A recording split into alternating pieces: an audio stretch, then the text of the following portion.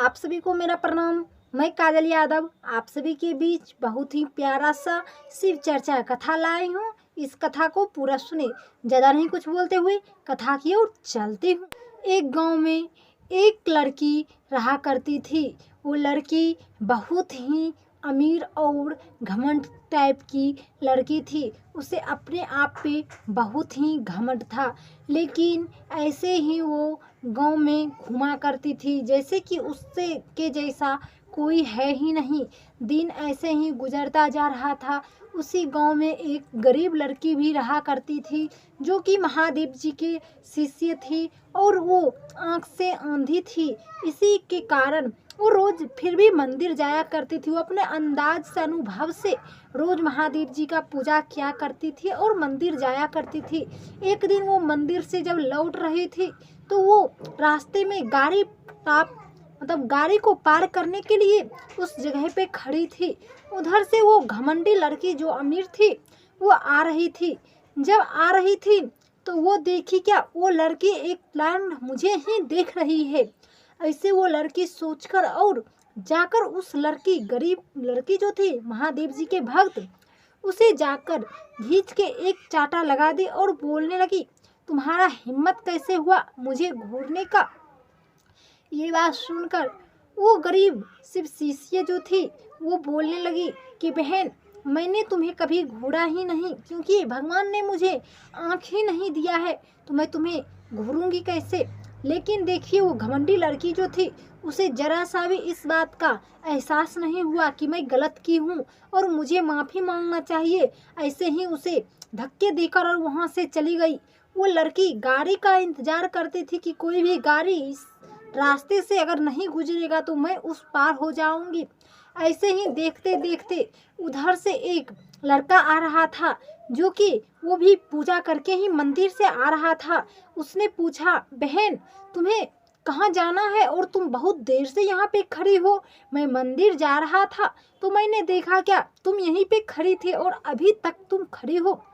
ये बात सुनकर शिव शिष्या बोली, भाई मुझे उस पार होना है, इसी वजह से मैं यहाँ खड़ी हूँ। गाड़ी आ जा रही है इसलिए मैं पार नहीं हो पा रही हूँ।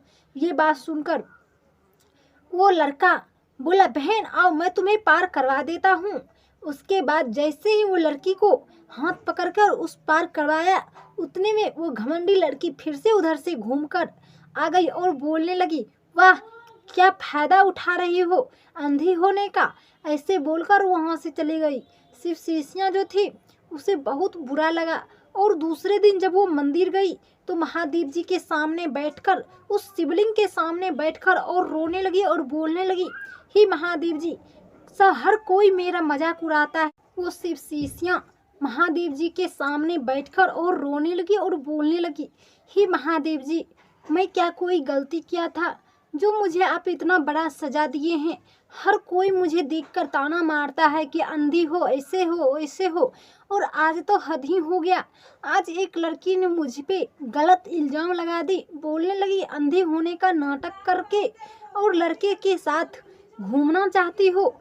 बोलिए क्या मैं ये काम करती हूँ। अब महादेव जी आप ही कुछ ऐसा काम कीजिए जिससे कि मेरे सर से कलंक हट जाए।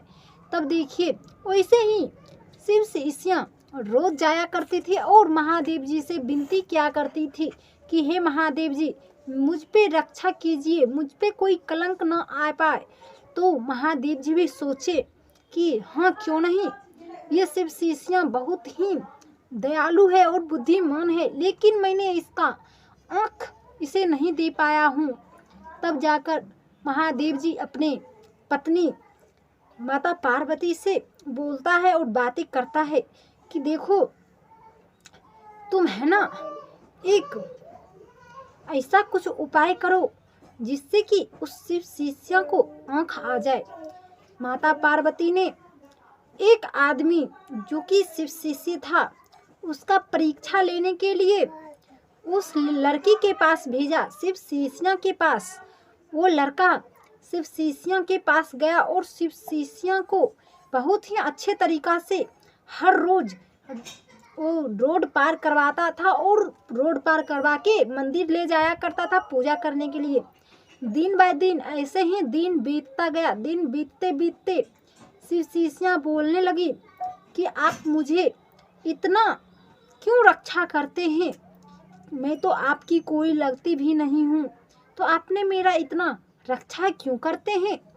तब वो लड़का बोलता है कि देखिए, मैंने बस दुनिया में जब से आया हूँ मैं किसी के प्रति गलत नहीं सोचा हूँ, मैं हर वक्त सोचता हूँ, मैं हर किसी के विषय में अच्छा ही भला ही सोचता हूँ, इसीलिए मैं तुम्हारा रक्षा करता हूँ। मैं तुम्हारा रक्षा नहीं, बस अपना कर्तव्य करता हूँ जो मेरा फर्ज बनता है, क्योंकि भगवान ने तुम्हारा आँख तो छीन लिया और तुम इस आर पार नहीं हो पाती हो, इसीलिए मैं तुम्हें यहाँ से आर पार करवाता हूँ।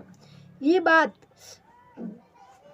बात बीतने के बाद एक दिन फिर से वही घमंडी लड़की उसी रास्ते से जा रही थी। जब देखे उस लड़के को आर पार करवाते हुए तो वो घमंडी लड़की बोलने लगी, वाह क्या अच्छा है, आज तो तुमने इसे अपना लिया, तुमने इसे पूरे अच्छी तरीका से अपने जाल में फंसा लिया। फिर वो लड़की महादेव जी के सामने रोने लगी और बोलने लगी, हे महादेव जी, मैं कुछ भी नहीं करती हूँ, फिर भी मुझ पे अकलंक होता जा रहा है, कलंक चढ़ता जा रहा है, इसीलिए आप तो कुछ कीजिए। तब एक दिन उस लड़का से घमंडी लड़की पूछी कि तुम इसका लगते हो कौन, जो कि तुम इसका रोज सहायता करते हो। ये बात सुनकर वो लड़का बोला कि मैं इसका अभी तो कुछ भी नहीं लगता हूँ, बस इसका सहायता कर रहा हूँ। तो लड़की उस पे गलत कलंक डालने लगी।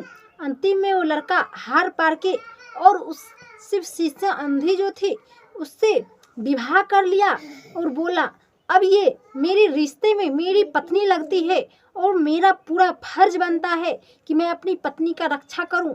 अब तो कोई अकलंक नहीं चढ़ाएगा, कोई भी उंगली नहीं उठाएगा ना मुझ पे। ये बात सुनकर वो लड़की का आंख झुक गया और वहां से वो ये तो समझ गई कि किसी के हेल्प करने से कोई बुरा नहीं होता है।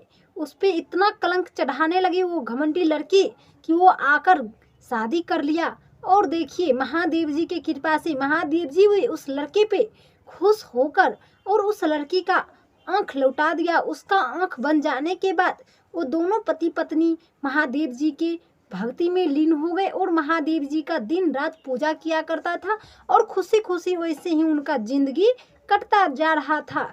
तो चलिए, आज का कथा मेरा यही था। आशा करती हूँ कि ये कथा आप लोग को पसंद आया होगा। तो वीडियो को लाइक करें, कमेंट करें और दोस्तों के बीच शेयर भी करें। आप मेरे चैनल पे पहली बार हैं तो चैनल को सब्सक्राइब कर लीजिएगा, तो ऐसा हर कोई वीडियो आप तक जाएगा। तो ज़्यादा नहीं कुछ बोलते हुए मिलती हूँ फिर से दूसरे वीडियो में। जय महादेव, हर हर महादेव, जय माता पार्वती।